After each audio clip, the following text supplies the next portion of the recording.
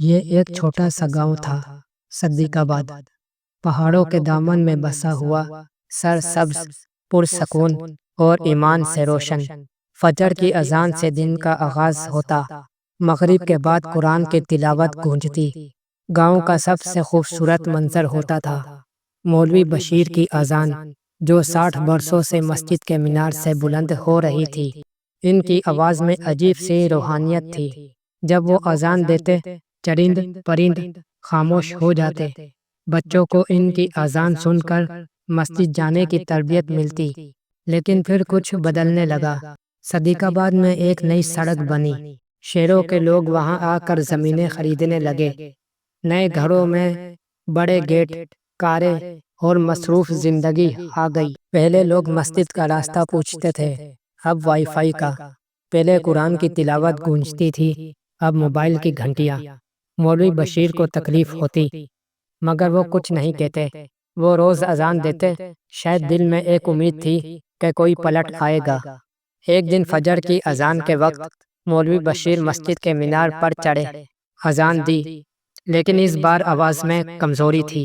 جب وہ حی علی الصلاۃ پر پہنچے تو ان کی آواز تھر تھرا گئی اور وہ اچانک خاموش ہو گئے۔ لوگ دوڑے۔ مولوی بشیر زمین پر گرے ہوئے تھے، ان کا دل بند ہو چکا تھا۔ گاؤں میں ایک لمحے کو سناٹا چھا گیا۔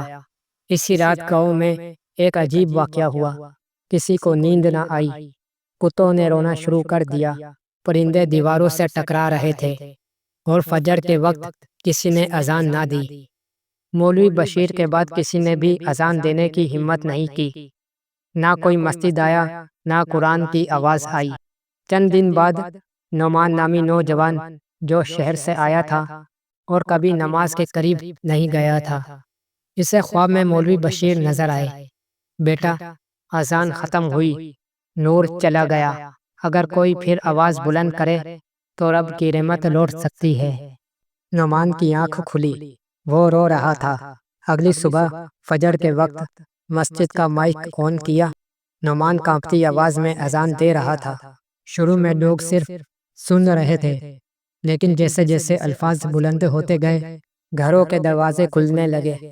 بوڑھے، نوجوان، عورتیں سب مسجد کی طرف بڑھنے لگے۔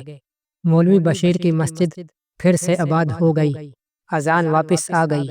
آج بھی صدیق آباد کے در و دیوار یہ گواہی دیتے ہیں کہ اگر اذان رک جائے تو روحیں خاموش ہو جاتی ہیں، لیکن اگر کوئی خلوص سے رب کو پکارے تو خاموش دلوں میں بھی روشنی آ جاتی ہے۔ یہ صرف اذان کا بلند ہونا نہیں تھا، بلکہ یہ بیداری کی ایک صدا تھی۔